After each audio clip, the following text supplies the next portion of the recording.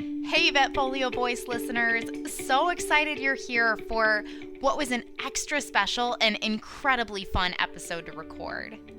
This episode is non-sponsored and features Dr. Eve Harrison of the House Call Vet Academy. Despite our having kind of a loose idea of what we wanted to talk about, we mostly ended up swapping house call stories and talking about how much we love our little place in the world as house call vets. So I hope you have as much fun listening to it as we had recording it. If you've listened to the podcast before, you've probably heard me talk about my house call practice, but this was something that I definitely didn't have much time to prepare for. I went from being an associate in a brick and mortar practice to a relief veterinarian to a mobile practitioner and business owner. There was a lot more to it than that, but in the midst of COVID-19's total upheaval of things, at the time it felt like my life did a really fast 180 and left me running to catch up. There was a huge learning curve, but eventually I ended up in a place where I knew I either had to transition back into a brick and mortar setting or find a way to fill in some of the gaps in my practice. Enter the House Call Vet Academy. After coming across what ended up being an amazing course, I decided to take the plunge, and I'm sure as you can hear in my voice, I have absolutely no regrets. It helped me answer so many questions and fill in so many gaps. So really, for anyone interested in mobile practice, I would first say you can do it. And this course can help answer so many of the scary questions that every new business or even experienced business owner encounters. My guest, the wonderful Dr. Eve Harrison, is a seasoned full-time concierge house call veterinarian in Los Angeles. She's one of only a tiny handful of pioneers practicing true veterinary concierge medicine. And her mobile practice has been through numerous seasons and iterations of itself, including being an acupuncture-only practice, a multi-doctor practice with an in-home euthanasia component, wellness only, and finally a solo integrative concierge practice. Her passions are creative entrepreneurship, sustainability for veterinarians, boundaries, authentic communication, ethics, and releasing people who are not a good match for our practices. She's the founder of the online CE course, the House Call Vet Academy, which we talk about a fair bit in this episode, and offers coaching and consulting to help veterinarians nourish not only their patients, but themselves by helping them cultivate a profitable and sustainable mobile practice of their own. Outside of being a vet, Eve is a semi-professional musician. She's a flautist, yoga teacher, mushroom and plant lover, and certified compassion fatigue professional. Again, we had so much fun recording this episode. I really hope you guys enjoy it as much as we did. Well, I'm super excited today because for this episode, I'm joined by Dr. Eve Harrison of the House Call Vet Academy, who I discovered by taking the course, the House Call Vet Academy. So I highly recommend. Eve, thank you so much for joining me. Thank you so much for having me. It's been so much fun having you in the course, and I'm so honored to be here. We're so happy to have you here. It really is an amazing course. I came to the course as somebody who kind of already had my practice up and running, so I was able to kind of figure things out as I went. But I knew there were a ton of holes that weren't filled in, and I wasn't exactly sure how to do it. And your course has just been an amazing resource. So thank you so much for making it.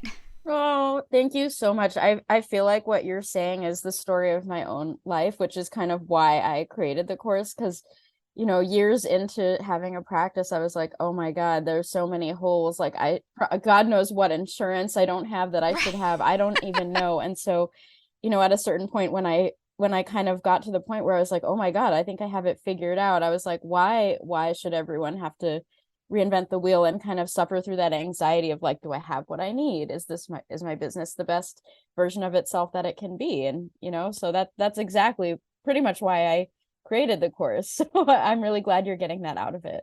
Oh, 100% I am, because there's so many things where even just resource wise, where you're like, okay, I know what the hole is. I know I need to fill in this gap but how do I do it? Who do I ask? Where do I go? And all of those resources are there. It's been so nice. Awesome. Yeah, I mean, sometimes like we have these like to-do lists in the back of our minds for like years even, and someone just needs to put a link in front of you or Yes. like a SOP, like this is how you complete this step by step, so you don't have to like look it up and learn everything the hard way and kind of guess and hem and haw, like is this right? And sometimes just having a little bit of ease, like just a little bit of extra support, I think is, for me anyway, that's what gets stuff done. Yes, absolutely. And so, we've already kind of gone down this road of how wonderful your course is. And I'm sure, everybody can hear the excitement in my voice taking it.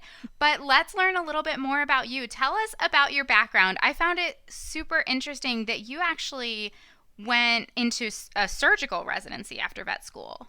Yeah, that is an interesting thing about my path. Well, they just, I feel like there's a lot of differences between house call and surgical residency. But of course, I'm one who I got away from surgery because I like sleeping at night and it was not conducive to my sleeping. That's exactly how I feel. They are literally polar opposites. So, kind of my story is that when I graduated from vet school, I did an internship, and I always thought that I wanted to do a surgical residency. And I think my interest in that came from, I'd done a lot of like RAVs trips and like international work, and that kind of work tends to be really heavy on the surgical. And I remember thinking to myself, the patients that survive have a vet that is really good at surgery, and that's what I want to do. I want to be good at this. And I ended up applying and surprisingly to me, surprisingly matching at a residency right out of my general internship. And it turns out it was really not a good match for me. I think some of it was sort of conceptual, that the idea of surgery that was really in my heart was kind of a little bit more rugged and like like out in the field. And like obviously I know specialty surgery is completely different. Like you're not doing TPLOs on a RABS trip to a Native American reservation, like obviously not. I But would say some, probably not on most of those trips. not on most. I mean, RABs changed my life for sure, like put a vision in my head, but I pursued it in kind of like a funky way. And, I thought, to me, I felt like to be a good surgeon is to be the best version of a veterinarian that you could possibly be. And I wanted to walk that path. And I remember as a tech or as an assistant seeing veterinarians I'd worked under either struggle through surgery or become very nervous or anxious. And I completely get that. But I was like, that's not what I want for myself. Some part of me went into surgical residency because of my fear that I wouldn't be good enough as a vet without it. But when I kind of got there, I was just really not in my element. There was something deeper within me that was needing to be filled, and a way that I needed to learn that was not available in that environment. And kind of there was some generational learning technique issues and some corporate stuff going on. It's just very different from my mentality and how I learn best and what being a surgeon even meant to me to begin with. You know what I mean? I feel like I do know what you mean. I mean, I went to school to work on dairy cows and I kind of fell into small animal medicine. Never thought I would be a mobile practitioner. So I guess, in a way I can relate to that. I like kind of fixing things with popsicle sticks sometimes and having to get Yeah. a little creative Yeah. and, treating every patient, even if you have no resources, like what can you figure out? What can you do? And that brings me a lot of joy to practice that way. Not all the time. Like sometimes I get tired and I'm like, okay, I just want to run all the tests and know what's going on and have the answers. But, when you get a win in that scenario, it's so rewarding. It really is. Like that fixing things with popsicle sticks, that's absolutely hilarious. Like there is no greater gratification than a successful surgery, fixing the thing with your hands. Like I'm a hands-on Yeah. person. I like to do stuff.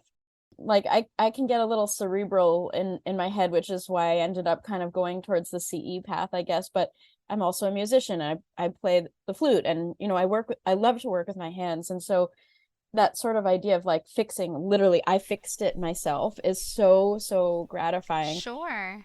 But also, like you said, like it's tiring and you want to go to sleep sometimes. Yeah.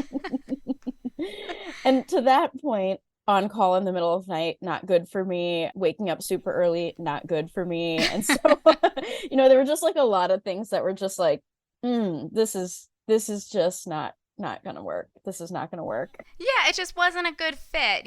As much as you get the joy from fixing things with your hands, that environment wasn't conducive to what works best for you. And I mean, that's the beautiful thing about veterinary medicine, though, right? Of so much of this field involves fixing things with your hands. And it's funny, we were talking about the popsicle sticks. That's something I say a lot. But I actually did have like a little rat terrier. So, little like skinny little legs. And she was just a puppy. She was little, no resources whatsoever. And I splinted her broken leg with popsicle sticks. And she did great. That's amazing. You go, girl, because why not? Why Right. not? Like we're told Like if we're just, what are we like, gonna do? Put her down? No, like right, we can give her a right, chance. right. I remember in my surgical residency there was a fracture in a puppy and they didn't have Oh, the money to do it. And my mentors, I remember, were encouraging me to euthanize the dog. And I was like, you've got to be out of your mind. yeah. We're gonna fix this. And we did. We found a way. We found a way. But I think that there's sort of this like black and white mentality that can happen in veterinary medicine. That's like, if you can't fix it perfect, euthanize. That's like really hard for me. And I love how just in general we've moved. At least from what I've heard, I feel like we've moved a little bit more away from the terminology of like standard of care and moved to spectrum of care. Like, Yes. if the animal's not in pain and you have a reasonable treatment plan, even if it's not gold standard, you can still do a lot of good for those animals. I'm sure it's not gold standard to splint a leg with popsicle sticks, but the leg healed and she did great. Yeah, and that animal, it was ideal. It was perfectly ideal. I Right. love that about the spectrum of care. I've read a few articles about that lately, and they resonate so much. And I think I love that idea of spectrum of care, and knowing that there's just so many ways and so many ways to do it for different people, different budgets, different mentalities as a veterinarian, and different sensibilities of how you like to practice. And so I think, yeah, absolutely, absolutely. There's so much involved here because I think that's one of the most rewarding parts. I like how you put it there, any budget, any family, any situation. That's one of my favorite parts of veterinary medicine is that human animal bond component and understanding the relationship between the owner and their pet and how to best approach that animal and do the best you can for that animal while still respecting the budget, respecting the relationship between the pet and the owner.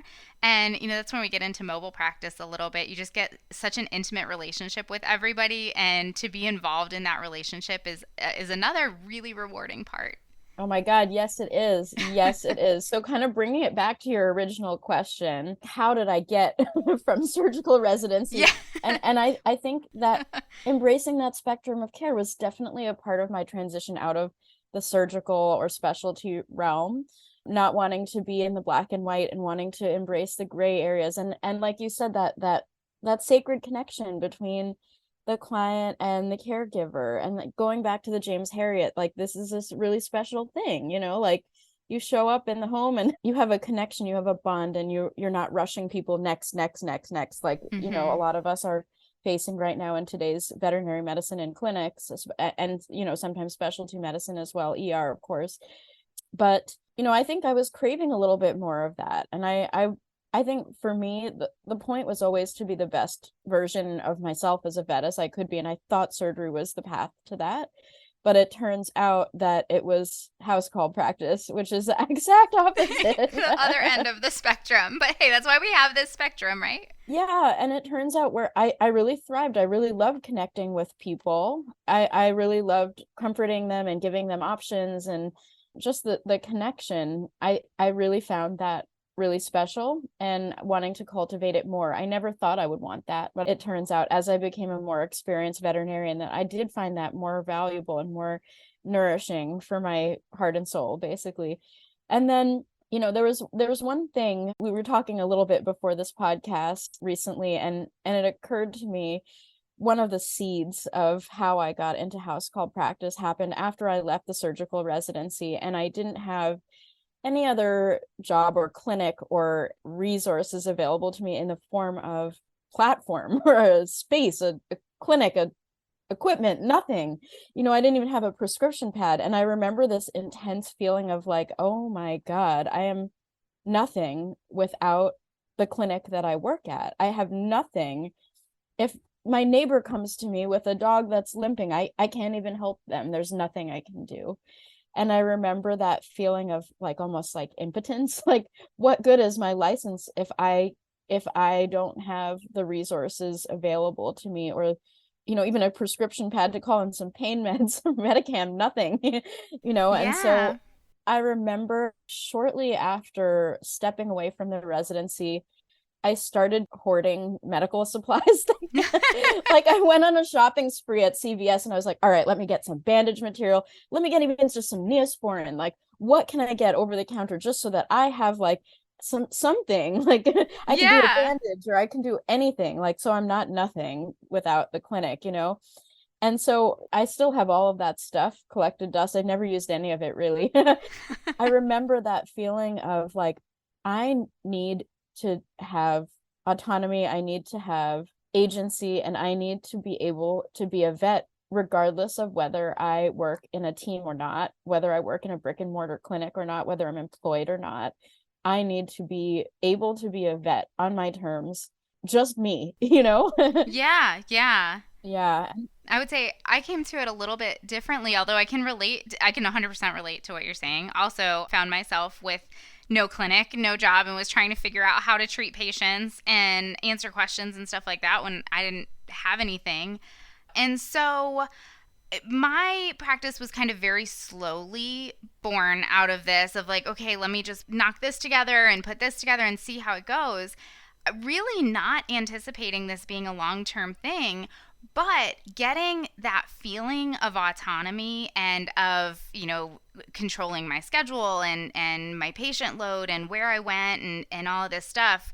Yeah, that sucked me in really fast. I was like, oh, this is cool. This is cool. I like this. There's a lot of responsibility. There's a lot of things that, I didn't really expect that fell on my plate all of a sudden. And so learning to deal with those was a challenge, but the autonomy made up for all of it. I feel that 100%. Like, just knowing that you're your own doctor, you don't have someone looking over your shoulder telling you how to practice, how many patients to see, how long to spend with each client, what kind of medicine to practice, that you can address that spectrum of care without the fear of whoever, mentors, colleagues, what I mean, of course, as long as you're within compliant medicine, Sure, obviously. sure. But there's a lot of judgment for something that's not quote unquote standard of care, and sometimes rigidity that folks don't understand why another colleague or employee might have proceeded in a certain way with a certain case, and it's like, this might have been the appropriate thing in this particular case, right? And I think there's just something so freeing about not having to ever worry about that with your own patients. It's you and the client.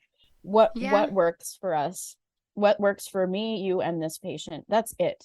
It's the VCPR, not the VCPR employer mentor who's mean to you or judgmental, or it's just the three of y'all, and Mm-hmm. it's just something so special about that, to return to that kind of care, right? And I think it gives you this really neat perspective too when you have those kind of relationships with clients, because then taking, I work regular relief in a clinic 1 day a week.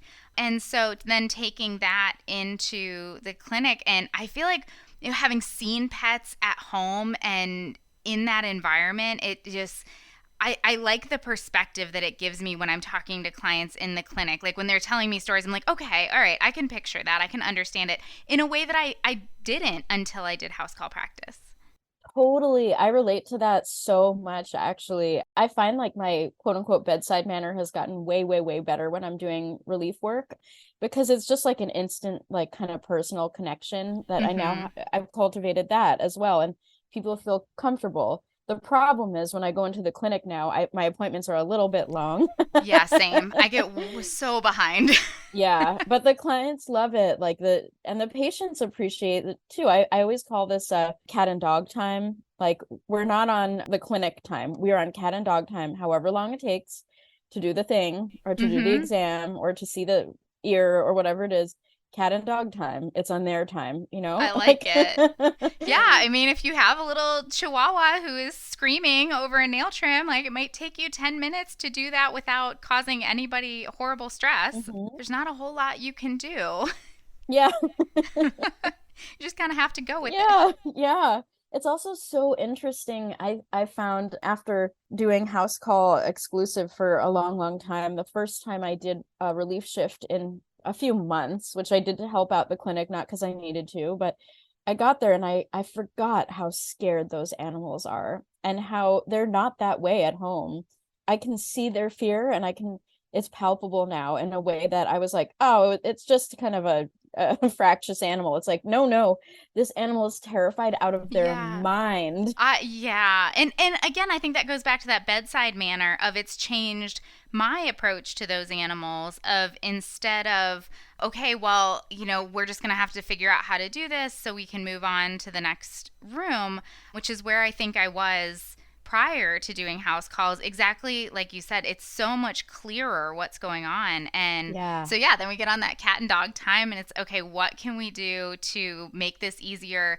Not, no, I don't like getting shots. I'm kind of scared of shots. Nothing's going to Yeah. make me not want to get a shot and excited about getting a shot, but at least like make the experience to where the next time they have to come in, we haven't made it so much harder to get them in the door. Totally. I think most house call vets that I know kind of have evolved their own sort of anxiety-free experience just because we're so much more intimate in it. We're in it, and so And we it's can just us, so we have to we just have to us, we convince have them. to. Yeah, some of us have a tech, some of us don't.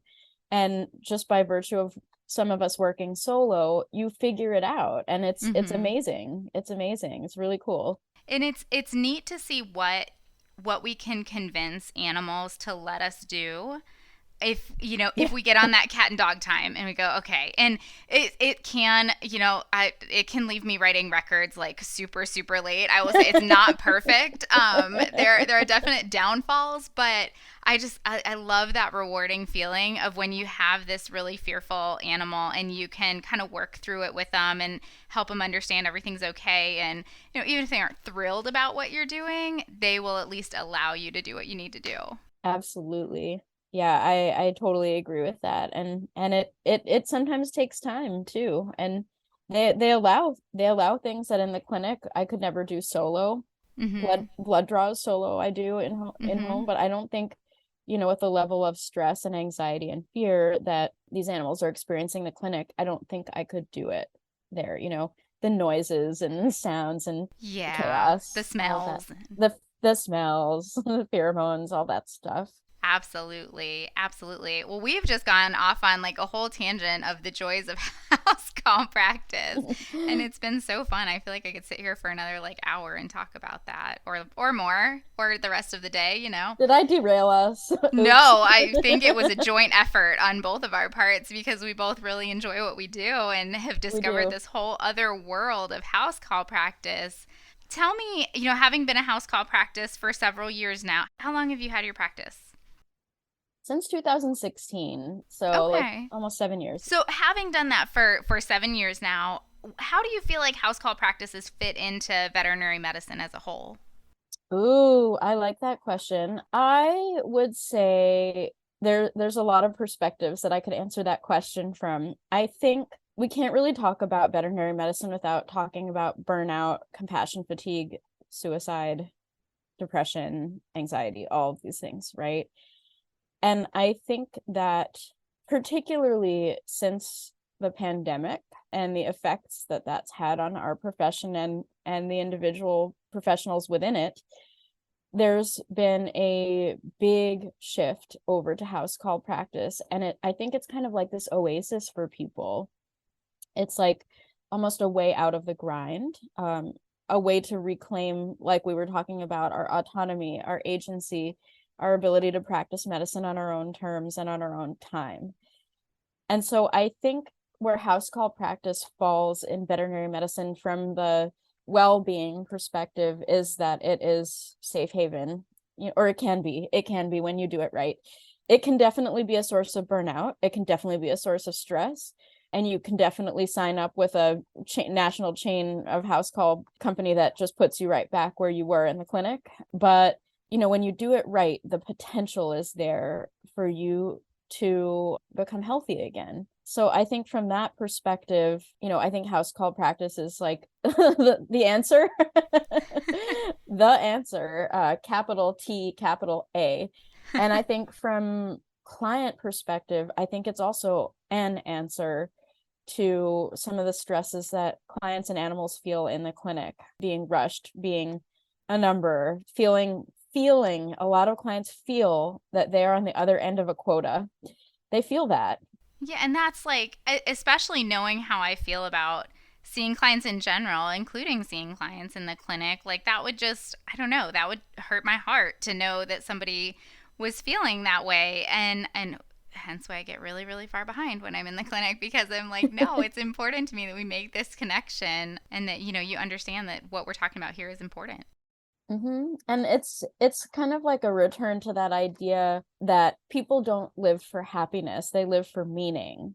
And when you gloss over those appointments, you try and get through them all as fast as possible, and you cut people off. You don't let them finish their story. I mean, to a point. Like, obviously you can't literally hear their entire life story when you're in the clinic. It's a different Sure. environment, of course, but to a point, if you're just like not letting them in even a little bit, where's the meaning in the work? It's just a chore, it's just a to-do list item, and it becomes empty, at least in my experience. You know what I mean?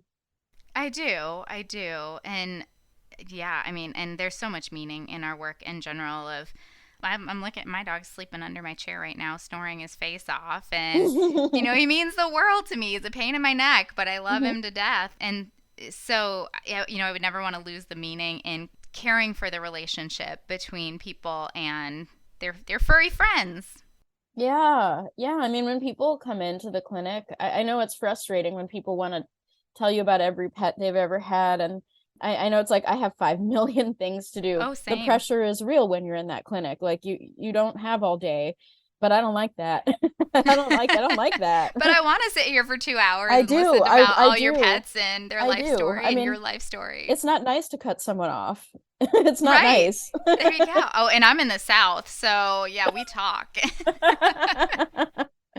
And I mean, like, of course, this is not judgment on anyone who's in a clinic and who has to function that you Right. have to in that environment. Well, it sounds like, just house call practice. It sounds like you and I both agree from our collective experience that it's got a really special place in veterinary medicine. And, I think of a friend of mine who has told me like, no, it's not for me. And that comes from an ownership perspective and some of the challenges that come with having your own practice and everything kind of falling back to you and back on you. And so, people who say, oh, I don't see it, like it's not for me. I think it's just like anything in veterinary medicine where I said, okay, well, the flip side of it is not for me. So, not to make it sound all wine and roses, there are a lot of challenges that come with it, but it sounds like for both of us, just the how rewarding it is offsets any challenges that we've come across. Overwhelmingly so. I mean, Yeah. I know exactly what you're talking about. I talked to a ton of people who are either decided it's not for them or not sure if it is for them because they're afraid of the business side of things, the financials Mm-hmm. and the licensing and the business side of things. And to me, it's just overwhelmingly worth it when you lead with fulfilling your potential in your profession and finding meaning and love of the work you're doing is all just it's all just like, whatever, just we'll take care of it. It's a to-do list item. And as long as you hire the appropriate help and you're not trying to do everything yourself, reinvent the wheel, you don't have to do your own accounting. You don't have to do your own financials. There are advisors for this. You don't have to like reinvent how to do house call practice. I'm an advisor for that. I could literally give you the exact roadmap. It's completely doable. I always feel like there is some risk involved in business owning. Mm-hmm. Of course, when you are an entrepreneur, you take risk and you don't have someone with a steady paycheck for you necessarily, but you can build that for yourself. You can provide your own paycheck when you know how to start your own business and you know how to have a successful business, and there are tried and true ways to do that. And the other thing is, have you ever heard of a veterinarian that has been unemployed ever? Not in today's day and age. I mean, I graduated in 14, and so we were kind of right at the tail end of that really big lapse where there were unemployed veterinarians, but no, not in today's day and age. Right. So there's always a need, always a need. if God forbid your practice it doesn't make it, which is highly, highly, highly unlikely, especially if you have trusted advisors kind of giving you a pathway, you always have relief work. You'll always have a job. You'll never be without work or without a paycheck. You just have to kind of finagle it and work it out so that you have your plan B, which in most cases no one needs. Right. I would agree with that, both with the not needing it and the fact that there is such a need out there for veterinarians. So yeah, it'll be okay. It'll be okay. If it's not for you, then it's not for you. I respect that as well. But I do think a lot of people don't pursue it out of fear. And it's that fear that holds them back from really having a beautiful practice that they absolutely adore. I was so afraid. I didn't think I could do it. I did it. And I love my life now. I over and over and over again, I hear that story. Yeah, I would say add me to that list. Yeah. I'm definitely there. Well, we touched on it at the beginning when we first started about the House Call Vet Academy. So let me kind of, give you a moment here. Tell us more about the House Call Vet Academy. And then there's a House Call Vet conference as well, right? Is that what it's called? House Call and Mobile Vet Virtual Conference, February 18th and 19th, 2023. Coming up. Yeah. So the House Call Vet Academy started because, as I told you a little bit before, because of my own challenges and my own path with having to learn everything the hard way, which came with some business burnout. I did have my own experience with burnout in my own business. And I think that it wasn't necessary, given that there are people who've done this before, people who've had success, and people who've worked through these hard lessons the hard way so that everyone else doesn't have to, right? And so at a certain point, I had this practice that I was like, oh my God, I'm not burnt out. Oh my God. Wow. I'm so happy. I love my clients. I love my patients. I feel like I'm a good vet. I'm providing the veterinary care I've always wanted to provide. And like, holy crap, like there's something here, And so I ended up putting together a CE training that's over 30 CE hours, race approved. And it is on-demand video content and written content and, downloads and templates and checklists and, assignments and things like that. And then there's also the option to join a monthly group coaching call where we connect. Like a lot of us in the group know each other by face and name, and we know each other's stories, and we check in every month, and then we'll have a guest expert speak to us. Like my CPA speaks with us sometimes.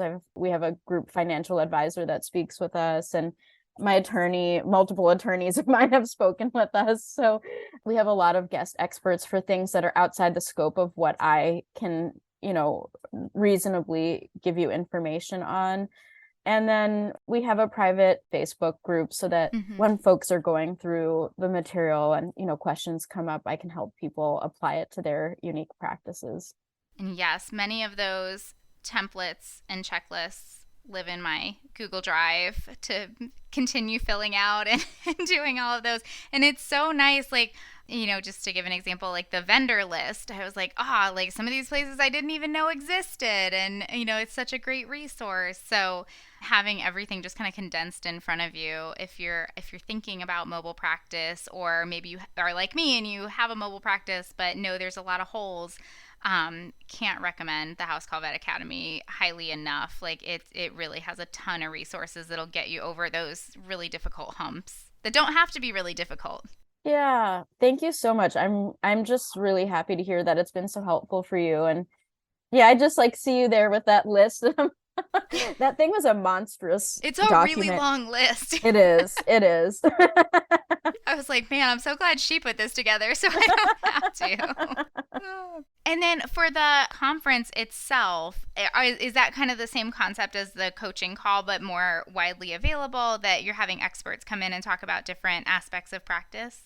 Yeah, to some extent. It is an extension of the House Call Vet Academy. As I started doing this work, I started the academy about 1.5 years ago, so it's still fairly new. And as I started leaning into this work and seeing the need that was out there, it also became clear that what people needed in veterinary medicine, and even more so in solo house call practice, was a sense of community. and being able to connect with other folks who are doing literally the exact same thing we're doing, but just in their own little islands, like there's forums and things out there where people talk, but there was nothing like event oriented or face to face oriented. And I am working on an in-person component. I think the conference will always be virtual because everyone's so busy. Sure. But I do think that there will be an annual reunion in person that I'm working on. Oh my goodness, that sounds like a huge project. It is. Yeah, I have a few unanswered questions about how to make it happen, but it is in progress, so stay tuned. But yeah, I mean, our conference is not only guest experts, but it's us speaking. So it's really important to me to have us, house call vets, giving the lectures. Like, who else is more of an expert on house call practice than a house call vet? You're the one doing it. Let me give you a voice. You know what I mean? Very cool. Yeah. So we've got panels, we have speakers, and one big important thing to me is that I don't accept corporate sponsorship. So that's a unique thing. I don't know of any other vet conference that's like that. So that's an interesting kind of component to it. We'll see how it goes. It's if it's anything like the course, then I have no doubt you are hitting it out of the park. Aw, thank you. I hope so. It's the second annual, so hopefully it's good. Is it like so many things when you're running them like a little easier each time, or is it getting more complicated? A little easier? It's definitely, the first time around was like the most tremendous project I've ever worked on in my life. This time around, it's a little easier. That's good. That's good. Yeah, I'm trying to picture what that would be like to put that conference together, and oh my goodness. A bit insane, but worth it. Good. Well, Eve, this has been amazing. Thank you so much for coming and talking to me about all of this. I'm forcing myself to wrap up here because otherwise this is going to be a 6.5-hour podcast episode about all of our stories about our wonderful patients. Anything else you want to make sure to get out there to the community? I think we covered it. I just wanted to say I'm really proud of you and everything you're achieving with your practice. And it's just been really nice having you, as a part of the group. And thank you just so much for sharing the word about the academy and the conference and everything. I just really appreciate that. I'm so happy to have you on the podcast. It's such an honor to get to talk to you, and I'm so glad that we're getting the word out there because it's been such an amazing experience for me that hopefully somebody else will, it'll get somebody else to check it out and help them fill in all the gaps in their practice as well. Awesome. Thank you so much.